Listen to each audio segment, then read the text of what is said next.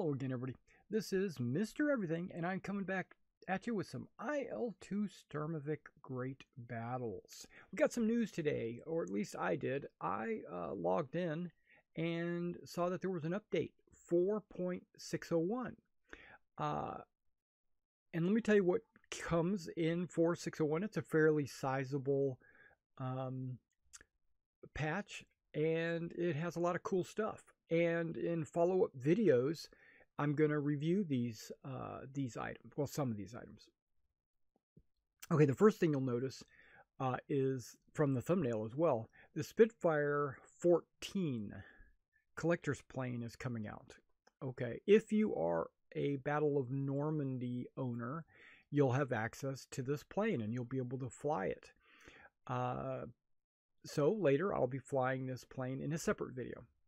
Okay, the late model Legendary Fighter was great capabilities. It's got like 5 propellers or something. That is pretty cool. It has historical modifications, and voila. Look at that sexiness. Okay. Yep. Okay, perfect. All right, let's look inside the cockpit. Boom. Look at that. Looks good. Looks pretty detailed. Okay, let's take a look. It also has the option to do clipped wings, which I thought was pretty cool. You have the cannons and the 30 cals, like 4 30 cals, or you could swap the 4 30 cals out for like 2 50 cals. Thought that was pretty cool. Plus there's bombs and rockets and high octane fuel and mirrors, like you can see the mirror on the picture right there.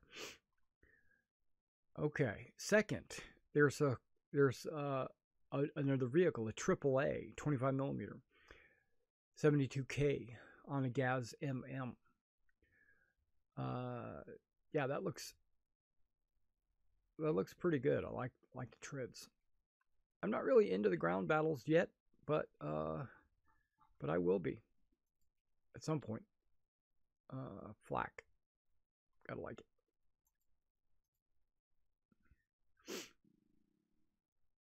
Gaz was 72K. All right, and then the third thing they've added, which this came as a surprise to me, they got the Newport 28.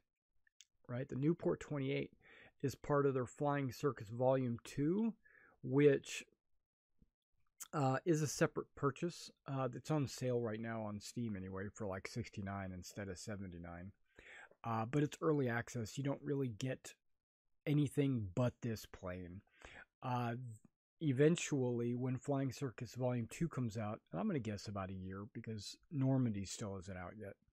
But when Flying Circus 2 comes out, you're going to have a career mode, you know, so and a bunch of other planes, but they're also late war plane. Well, no, I think they have this up with triplane in that group, and that's a relatively early war plane, but it's still kind of later war. They don't have the early war stuff like DH2s and 9-deckers.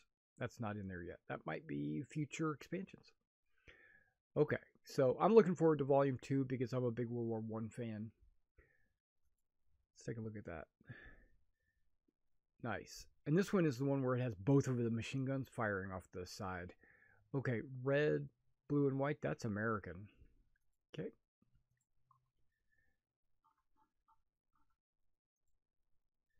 And then there's the minimal cockpit. That's with all the added gauges. I remember I only had 1 gauge when I test flew this thing earlier.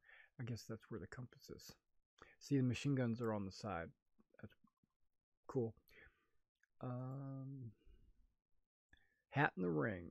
That's old Eddie Rickenbacker squadron. And we're going to talk about the numbers on the hull as well. Also, there's 2 very important new technologies. Okay. It fully works on all tank crew tanks and the P-51D. And the Newport 28. So these 2. Yeah, those are the 2 yeah, okay. It didn't work on all the planes, but it does work on these 2 planes. What it is enabled lettering. So you can actually put your own letters and numbers on the vehicles. I thought was pretty cool. I'm not sure about the tanks. I haven't experimented with it. Optional tactical codes. Yeah, so your friends, if you're playing multiplayer, will know who you are. Uh, yeah, I know that on the planes it gives you two, a space, and then a third. So you have a good idea where you put those. Now on the 28, on the Newport 28, I think it only has two numbers. I don't remember. And you need to put that on the default, and I'll show you that when I load up these individual planes in a future video. But you need to have the default plane or a plane without numbers or letters, because it doesn't overwrite those, or I should say it doesn't replace them. It sits on top of them. So like if there was a W here, you would still see the W with the QV on top of it. And so it kind of looks stupid. But yeah, you just jump into the default camo pattern and then put letters. So what do I anticipate? I anticipate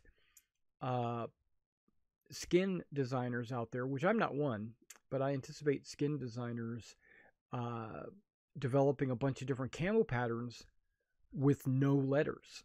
And if they're not thinking of it, I recommend it to them. If you're listening, if you're a skin designer, do a bunch of camo patterns with no letters, and that way people can use your skin and then put their own letters on. That'll be cool. Okay, the second technology, which I thought was very cool, is the dynamic visual damage, DVD. When I see DVD, I think of hard disks, but that's not what it is. It is all these little holes. If a shell hits, it'll leave a mark right where it hits it. It's dynamic. It's not in the past. Okay, look at the track it's missing. In the past, they had made separately a bunch of different damage models, like one with a missing right wing, or one with a missing left wing, or one with a missing tail. And then when you took tail damage, it replaced your skin with the one with the missing tail. It doesn't do that now. It actually, they've got a technology now where they can mark the various projectiles on planes and tanks right where they've been hit. A lot like Star Citizen in a way. Okay. And it'll increase the damage diversity. Okay. And the new tech works on all tanks, the P-51 and the Newport. Okay, so it doesn't happen on, everybody doesn't have it yet. Monsters.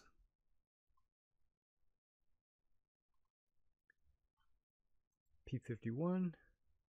Look at that. Look at those bullet holes. And they're... Okay, that's cool. And then on the Newport, oh no, I don't want to see. What is this? Is that a skin? Do they actually do that? That's too detailed. Buy bonds? I don't think they would have had that much of a, that highly, especially in color, that high of a detailed picture on a World War I airplane. That just, I'm gonna have to research that. But yeah, look at the bullet holes. That looks cool. Okay. Also, there's a huge update on the graphical effects, like explosions. New explosion effects for HE munitions, clearly visible differences from 50, 100, all the way up to 2,500 kilogram bombs. The water explosions are better. Take a look. Look at that. Pow! What is that? Oh, it looks like a 110? 111? I don't know. Stuka? Look at that explosion. Kaboom! New explosions, graphical FX. And then that looks cool.